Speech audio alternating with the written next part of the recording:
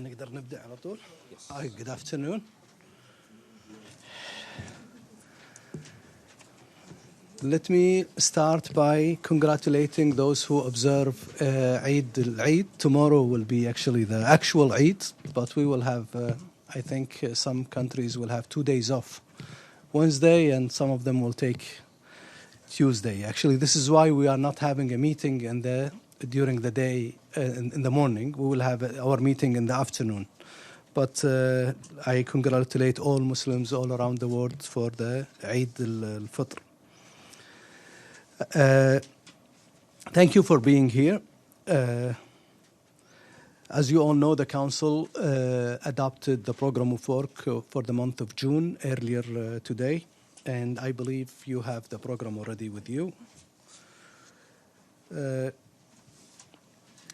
We will work with other member states for the betterment of people's life during our presidency, attaining the Sustainable Development Goals and the maintenance of international peace and security. We strongly believe that noble goals can only be achieved through multilateralism. This is our principled position, and strong cooperation and coordination between states.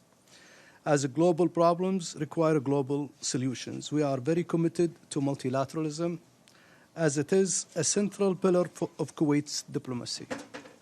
Moving on to our presidency of the Council, as you know, this is Kuwait's third ever presidency of the Council. Our first one was in February 1978. Our second one was last February. As many of you know, Kuwait's current membership in the Council is the second in its history, and comes after 40 years since our last membership in 1978-1979.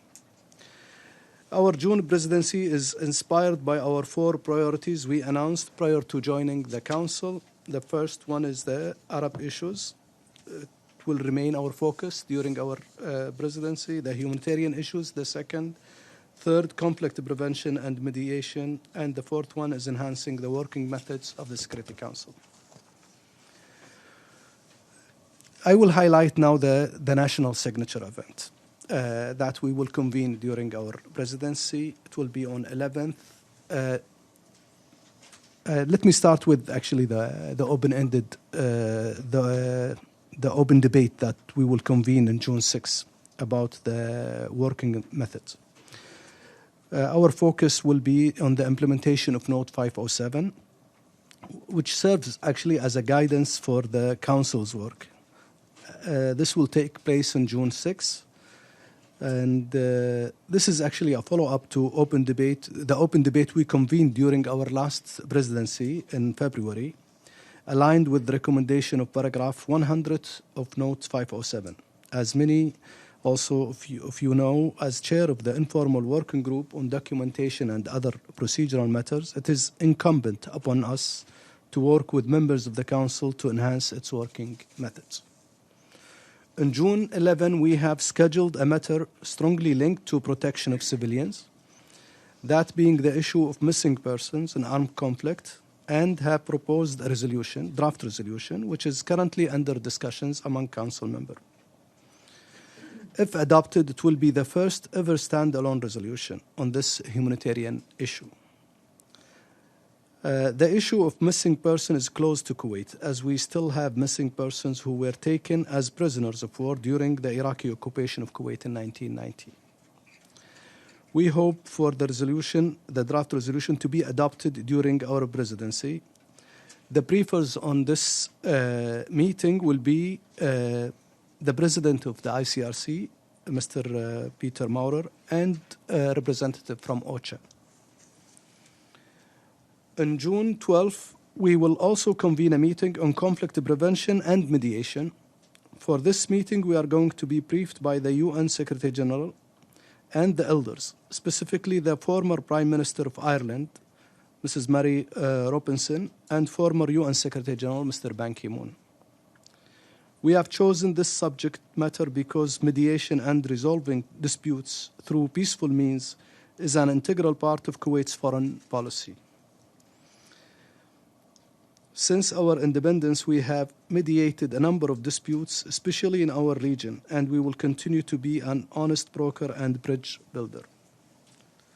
On June 13th, we will convene a meeting on cooperation between the Arab League and the Security Council, stemming from our responsibility as being the sole Arab representative in the Council, and the fact that the Council is overwhelmed with Arab issues. As you all know, we have 9 Arab issues in the Council's agenda. We will be briefed by the UN Secretary General and the Secretary General of the Arab League states, Mr. Ahmed Abul Ghait. We hope such a meeting will lay the future groundwork for greater cooperation between the two organizations and interaction between them. We would like it to become an annual practice. The meeting on the 11th, 12th, and 13th of June will be presided over by our Deputy Prime Minister and Minister of Foreign Affairs. Now I will break down the program of work. It will be as follows: 18 briefings in the open chamber and 14 consultations, 1 open debate on working methods, and 6 scheduled adoptions. Meeting on Middle East issues relating to Syria, Palestine, Yemen, and UNDOF. Syria, as usual, we will discuss the 3 files: the chemical, the humanitarian, and the political, on June 13th, 25, and 27, respectively. Palestine will be June 20th. It is on the agenda, and the briefing and consultation will be by the Special Coordinator, Nikolai Mladenov. Yemen we will discuss Yemen on June 17th. It will be a briefing and consultation with the Special Envoy, Martin Greventh. UNDOF will be discussed on June 17th, and we will be briefed by the Under-Secretary General for Peacekeeping Operation, Jean-Pierre Lacroix. There will be 9 meetings relating to African continent. They are as follows: UN Office on Central Africa. This will be tomorrow afternoon. The Council will be briefed. There will be a briefing and consultation, and the Council will be briefed by the Special Representative Francois Fall. MINUSMA will be on June 12th, and we will be briefed by the Special Representative Mohammed Saleh Anadif. There will be a briefing and consultation. Burundi, as you all know, it has been deferred to June. So we will have a briefing and consultation in Burundi. And we will be briefed by the Special Envoy, Michael Kapando. UNAMED in our agenda, and it will be discussed on June 14, briefing and consultation with the Under-Secretary General, Jean-Pierre Lacroix. He will brief the Council. Also, ICC on Sudan in the agenda. MINUSCA will be on the agenda on June 20th, briefing and consultation. And UNMISS also on June 25, briefing and consultation.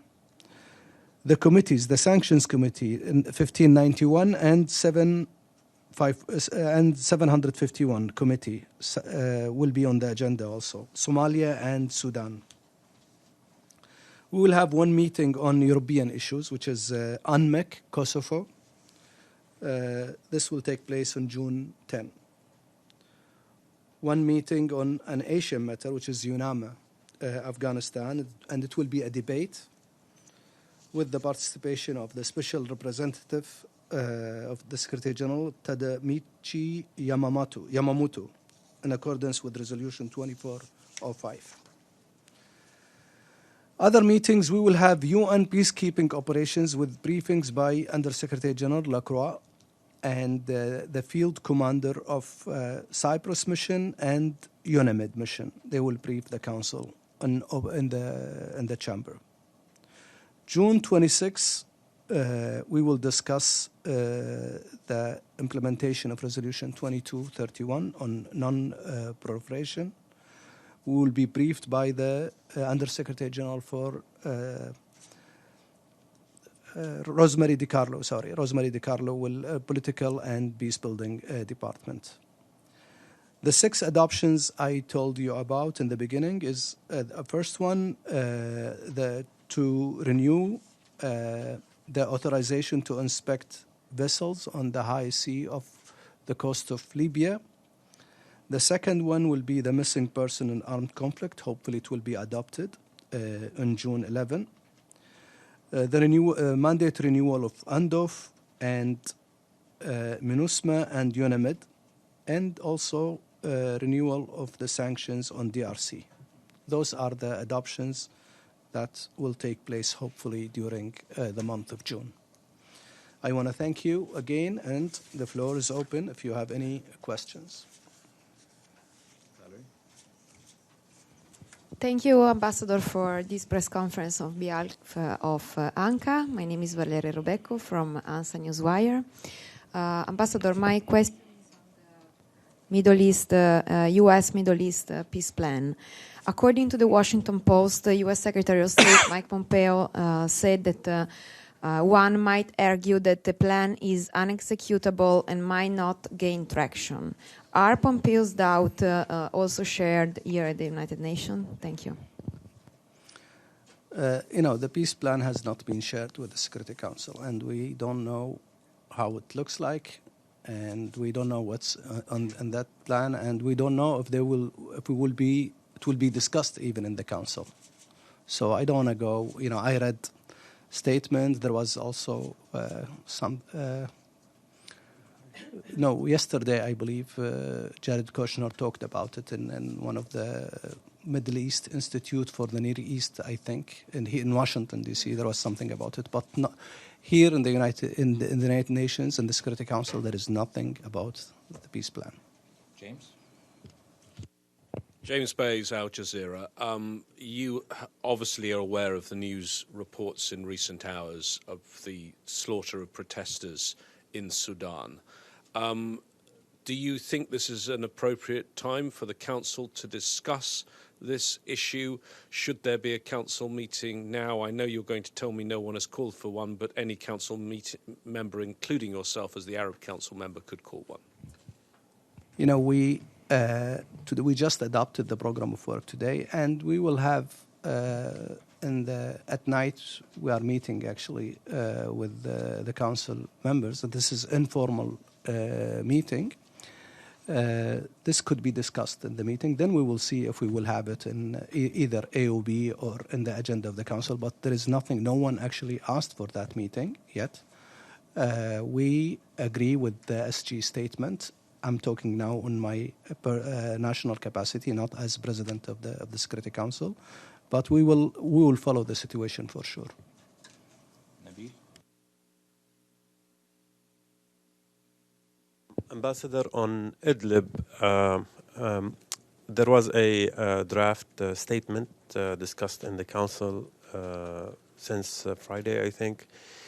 Obviously, it was not adopted, and the silence was broken by one of or more of the council members.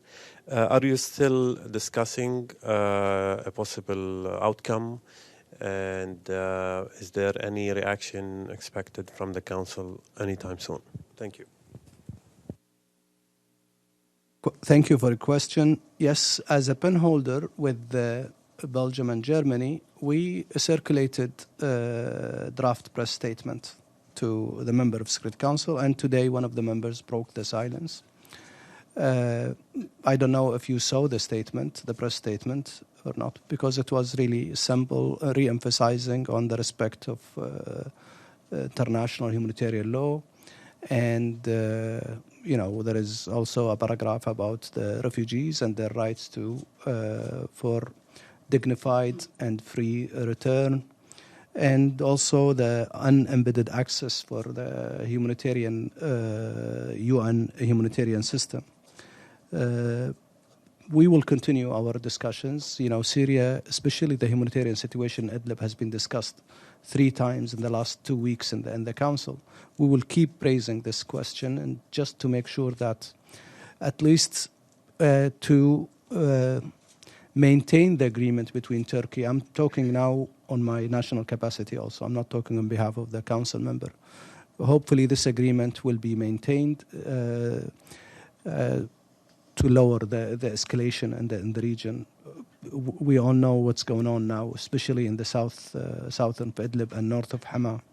So I can assure you that the situation will be followed by the co-pin holder on this file, on this humanitarian file.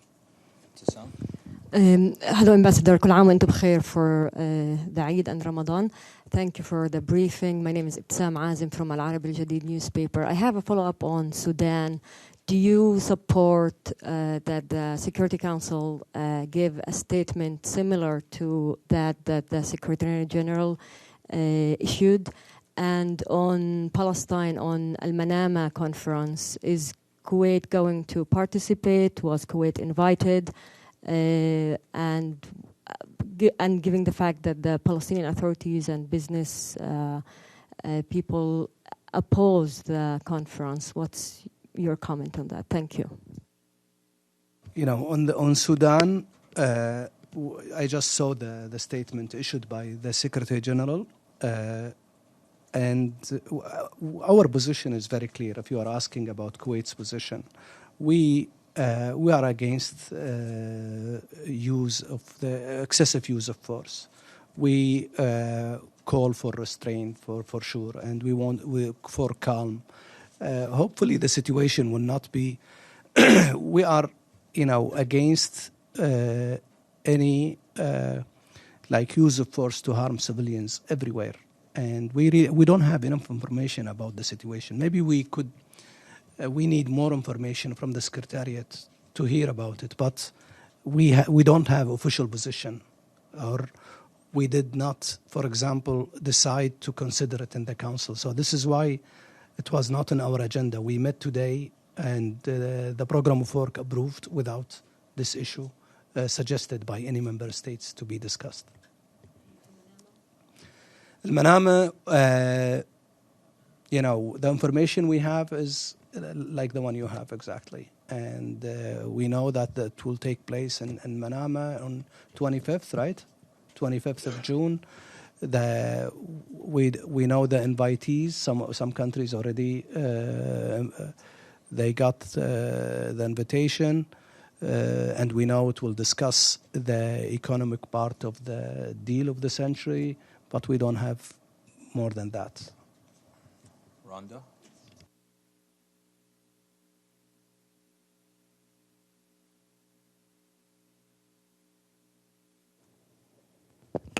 Thank you. Thank you. Rhonda Haubin, and I have a blog at tats.de. And I have two parts to the question. The first is, it's very important that you talk about working methods, and I haven't reread 507 for a while. But one of the critical issues of working methods is Article 32 in the Charter, which has to do with if there's a dispute, inviting the parties and then involving them in the actual discussion. And with regard to all of that, I thought what's interesting is this is a critical period with regard to the dispute with the U.S. and Dprk and the situation that's going on. And in Singapore, there was a very important agreement. And I wondered if there was some reason that the Singapore agreement was to establish new relations, to build a lasting and stable peace regime on the Korean Peninsula, and to work towards the complete denuclearization of the Korean Peninsula. Those three principles were a statement that the two parties could agree to. And I was surprised that the Security Council did not do anything, it didn't seem, with regard to that. And so doesn't seem that they're encouraging the peace activities. Can you speak to that? And I think that goes along with Article 32 as a critical working method. Thank you. Thank you for a question. I don't see the link between actually the two things. I know that we are among the member states who really calling for the implementation of Article 32. Article 32, actually, the implementation of this article is by allowing council members who are their issues discussed in the council to come and participate in the council's meeting. But there is differences among the council themselves to allow them to get in the consultation room, but they still can join the council. They can participate in the council meeting in accordance to Article 37, the provisional rules of procedures of the council. But this is still debatable among the council member. But I know that the majority of the membership they really would like to see this article is implemented and allowing actually member states to participate in the consultation meeting. But in the Northern Korean issue, we are for the dialogue to continue between the concerned parties. We support that. But at the same time, we also support the implementation of the Security Council resolutions, including the sanctions imposed in North Korea. But can I just ask why, if you don't hear the other side and you don't engage the other side, and Singapore was a situation where the two parties came to an agreement, then is there some, how do you have then a basis to have decisions if you're only on the basis of one of the parties and the desires of one of the parties? Whenever we will have an open meeting to discuss the situation in Northern Korea, they will be allowed to participate on the council meeting and to deliver statement like any other members who are their issues discussed in accordance to Article 37 of the Rules of Procedures of the council. They will be allowed. Evelyn? We will grant them this, their request will be granted and they will be allowed to speak. Sorry. Thank you, Ambassador. Is there any zeroing in on possible use of chemical weapons, chlorine or elsewhere in Syria? Or are we still waiting for report after report after report? Are you going to have any special meeting concentrating on that? We will have a meeting for sure. We will hear a briefing from Yuzumi.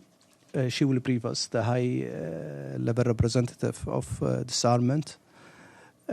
Meeting after meeting, are you talking about the previous incidents or it could be used in the future? I don't know if it will be used.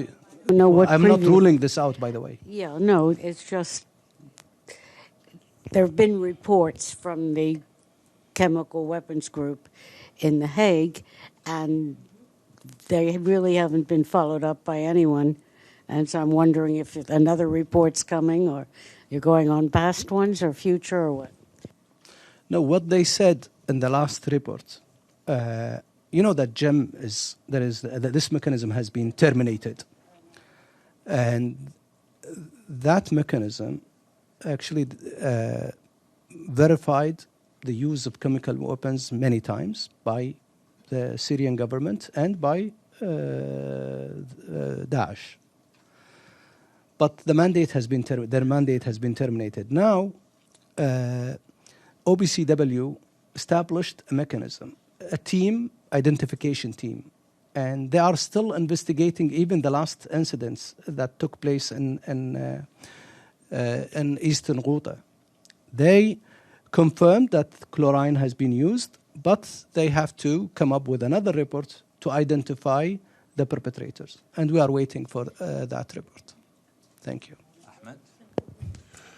Thank you, and best wishes, Mr. President, during your presidency for the month. With regard to Yemen, 5 months ago, there was the Sweden agreement to hand over Hodeida, etc., yet we don't see any progress as anticipated. Is there any direction at the Security Council to submit a resolution condemning the obstructing parties responsible for that during your presidency as the Arab member? Thank you. Since the adoption of Resolution 2452, the implementation of Stockholm Agreement so far is very slow. And the Council since then issued many press statements urging the parties to implement this resolution. And we are looking forward for the next briefing by Martin Griffith. It will be on June 17th, I think. But we are not happy with the way the Council's resolution is implemented, and we will continue to urge both parties to implement their obligations. Follow up, please. My question the resolution, we did not... There is no resolution to condemn the obstructing parties. There is no resolution so far introduced by any member of the Council. Your Excellency, thank you very much for detailed presentation. Alexei Osipov from Komsomolskaya Pravda, Russian Federation. Well known, even on the first sentences, in the first part of your presentation, you focused on the importance of multilateralism, but nobody rejects bilateral relation, even in the walls of the United Nations headquarters. Well known that the Russian Federation, which is the permanent member of the Security Council, is actively, proactively fighting for the protection of its citizens. In case of Maria Lazareva, does Kuwait afraid or worry about possible conflicts with Moscow because of Maria Lazareva case? Maria Lazareva is detained in Kuwait. I have no comments on this question. Arthur? Yes, Ambassador. I wondered if you could maybe just elaborate on your aims in the resolution on the protection of civilians in armed conflict. Is the aim here to, for the first time, gain some significant or stated requirements on all member countries for when these situations arise, given how many conflicts we have around the world? I just wondered if you could elaborate on what you're seeking to put down in the resolution. The resolution will focus on the issue of missing person in armed conflict. And hopefully, in maybe tomorrow or after tomorrow, we can share it also with you. We will share with you this resolution. So far, we conducted 2 rounds of negotiation on that draft. Our target is to adopt it in June 11. The missing person is a humanitarian issue, and we are actually also in close coordination with ICRC on this particular draft. And we all know that the issue of missing person usually dealt with at the end of the conflict, not during the conflicts. And it is a humanitarian issue, and there is always missing person in any conflict. So we want to focus on that. The asks in the resolution, there is many asks on the resolution. Mainly, we want to increase the awareness on this particular issue. This is the second one. We want to emphasize on the role of ICRC and other international organizations on this field, and we want actually to make sure that countries or member states comply with their obligation under international law and international humanitarian law and the human rights law. Thank you. My name is Sato from Japan NHK. I would like to clarify that has U.S. So far as has U.S. raised the issue about possible Iranian involvement in the attacking the tanker near the Arab Emirates? Thank you for this question. Also, we heard from, we read the statement of John Bolton, the national advisor, security advisor. We read the statement in the media, but we did not receive anything here in the council about this issue. Far back. Thank you for the briefing, Ambassador. This is actually a follow-up on Rhonda's question regarding the sanctions on the Dprk. And there have been very, very, very serious alarms about the fact that the humanitarian exemptions are not working, that the people of North Korea are being denied very, very important medical equipment and food assistance.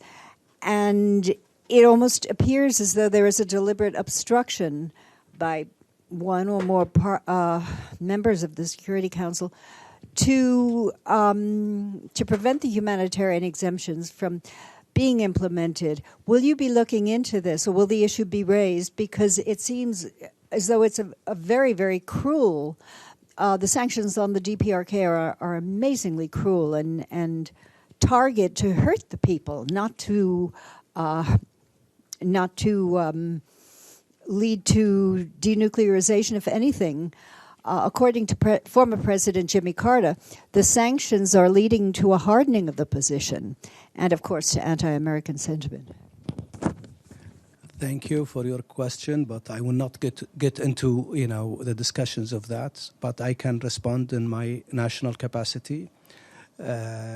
Targeted sanctions or the smart sanction has been imposed to actually avoid all the collateral damage or the unintended impact of sanctions on the civilians. If there is impact, if there is people, as you said, there are really the sanctions is harming them.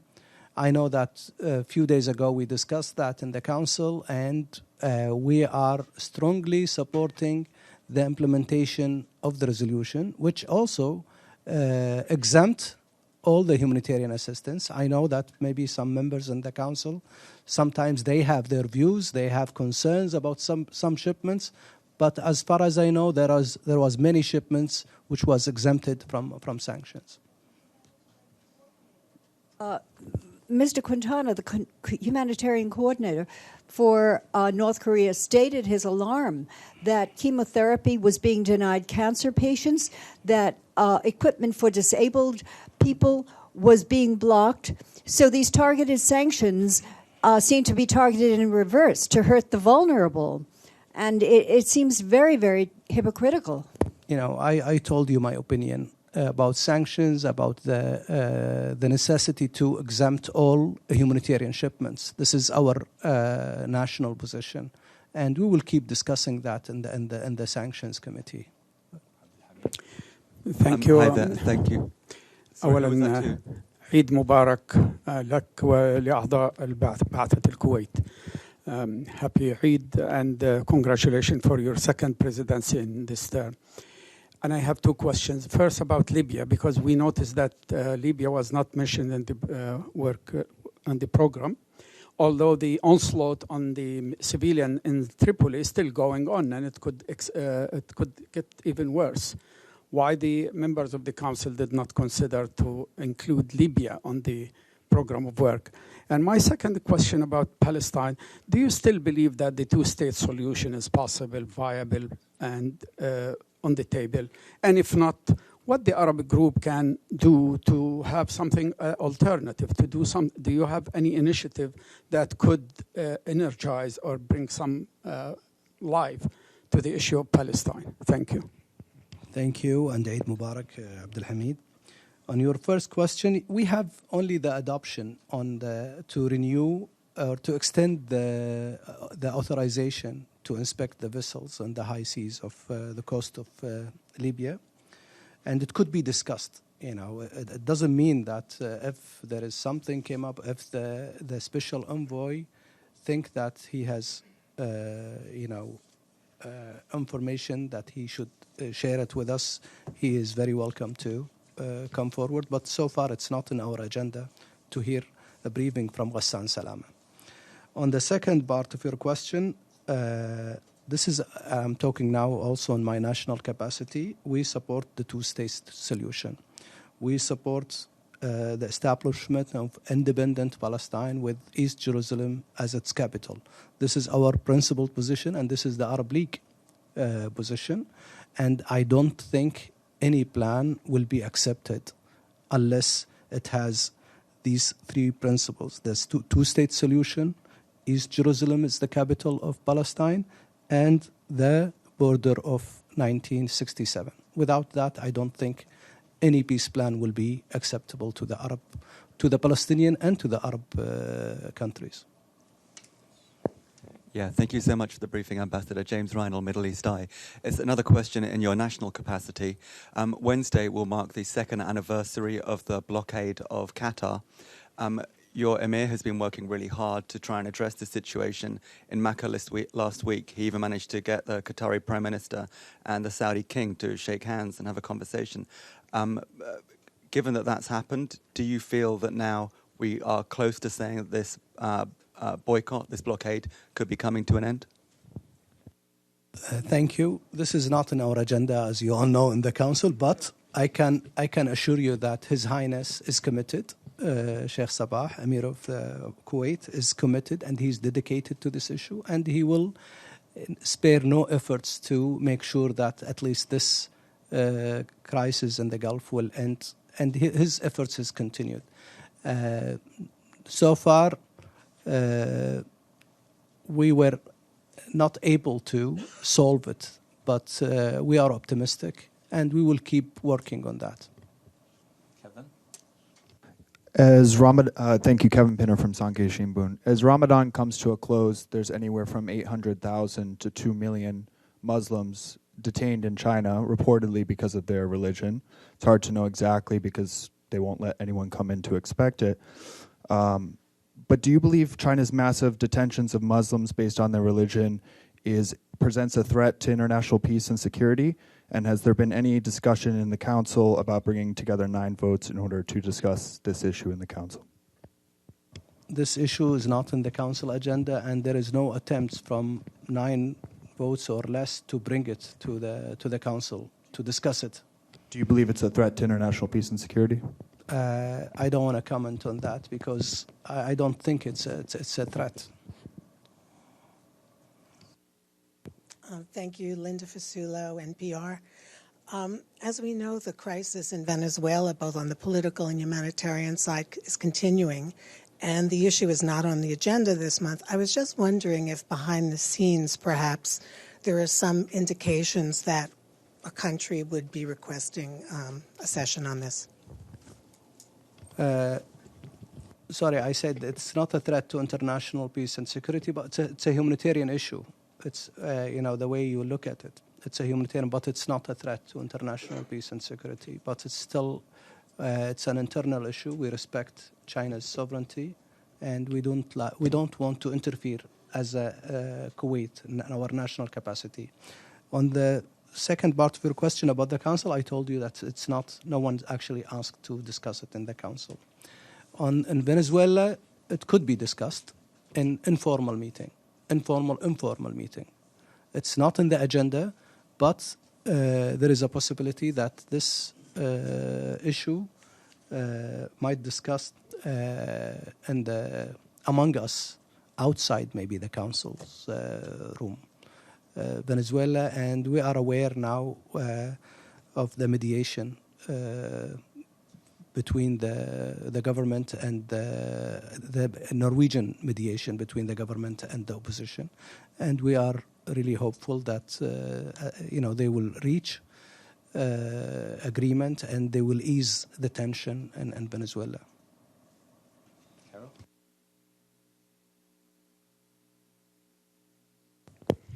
Ambassador, I'm Carol Landry with AFP, Agence France Presse. So you mentioned that that we'll be hearing from the Arab League Secretary General, and that there are 9 Arab issues on the Council agenda. During your presidency, you'll be touching many of them: Libya, Yemen, Syria, Israel, Palestine, and so forth. Which one do you think we can expect progress on during your month of your presidency? And I think you understand what's implicit in my question is we're seeing a lot of stalemate at the Council. Is there one issue that you would like to see progress? You think there's a possibility of progress? Thank you. Thank you. As you know also that some of these issues, they were in the Council agenda for decades. And we have to be realistic. But we will do our utmost to achieve progress. Not in all of them, but at least in few of them. In Libya, for example. On Yemen, if we could push the parties forward to implement Stockholm Agreement. So we will do our best but I'm not expecting that we will see like a breakthrough in Palestine or on Somalia, for example. Some of these conflicts needs time to be solved.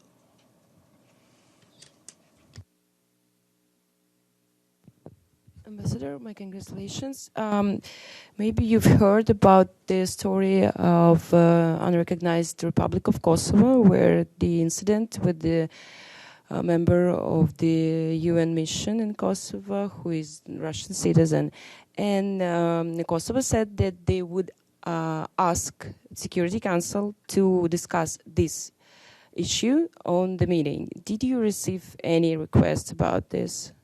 About this question? You have a meeting on 10th of June, and that's why I'm asking. Maybe you received any requests about this, putting this question inside this meeting. Thank you. I think this issue might be raised by the special representative in his presentation. It's possible. It's one of the actions that unwanted action from any parties, because we always call for calm and restraint and avoid any unilateral action by any parties. And I believe this issue will be raised by the special representative, Zahar Tanin. He might raise it in his statement.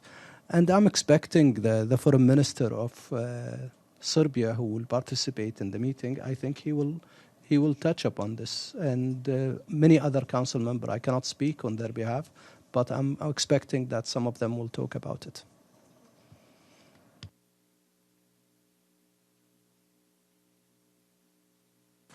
Thank you, George Baumgarten. A small question on one item on the 26th. You have an item on the agenda for DRC sanctions, but there is no previous mention of any briefings or anything on the DRC. Is that therefore a regular periodic renewal of the DRC sanctions, or what does it imply? Why is there no discussion on this at all? Sorry. Thank you for your greeting. Yes, it is not. We have every 3 months we discuss DRC on the council, but this will be the adoption of the resolution just to extend the mandate of sanctions, like a technical rollover.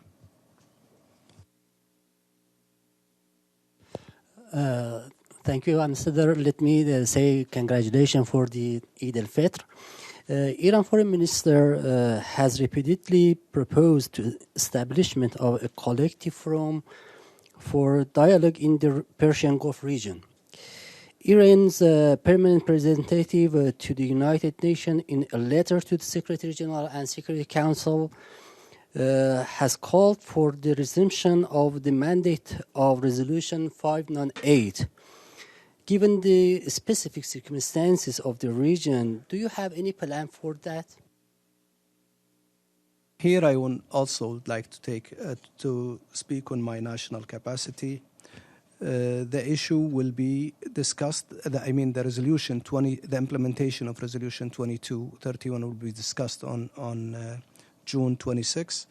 But in what you said about Iran's position regarding having dialogue and encouraging to have dialogue among states in the region, and you referred also to Resolution 598. I believe the OP8 of that resolution called upon actually the SG to seek the acceptance or the approval of member states in the region to establish security arrangements. We are actually, our position, this is an official position of Kuwait, we are for dialogue. We support the dialogue between Iran and the countries in the region, and particularly the Gulf Cooperation Council. We are always call for respect of the UN Charter's principles, especially the non-interference, the respect of sovereignty, and the non-use of force. This is our principal position. And hopefully all the conflicts or all the tensions in the region will be dealt with peacefully and through dialogue. This is the best way to reach a solution to our problems there. Thank you. Mr. President, my name is Deepak Arora with the Tribune Online, New Delhi, India.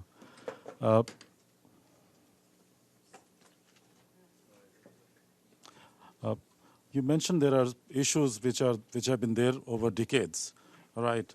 But I just want to understand that, of course, people want that issues should be resolved expeditiously. Now, violence in one country or force in one country is condemned, whereas in other nations it's not. Like one of my colleagues asked a question on China, Tomorrow is the anniversary of Tiananmen Square, June 4th, all right? And then it's under. So I just want to understand that when each country knows when they're going to become president of the Security Council. So you have several months to prepare and ensure, like one of my colleagues asked, that what is it you expect there'll be more success on some issue for you. So could you just give this some brief on this,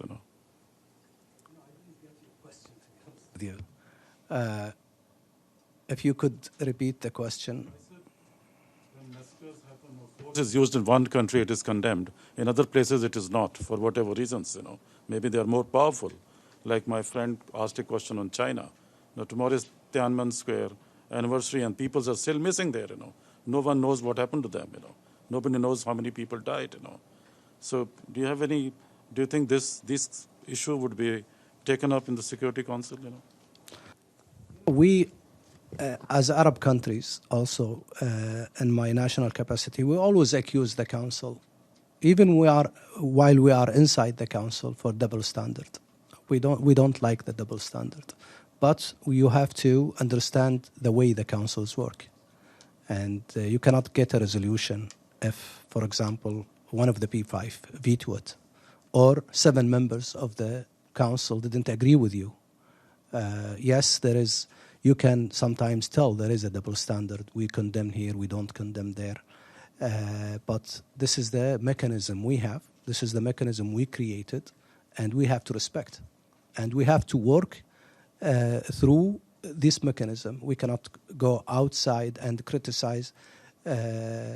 You can criticize, but this is the situation you have to deal with. It's not. We don't claim that the council is a perfect institution. There is no one that's perfect except God,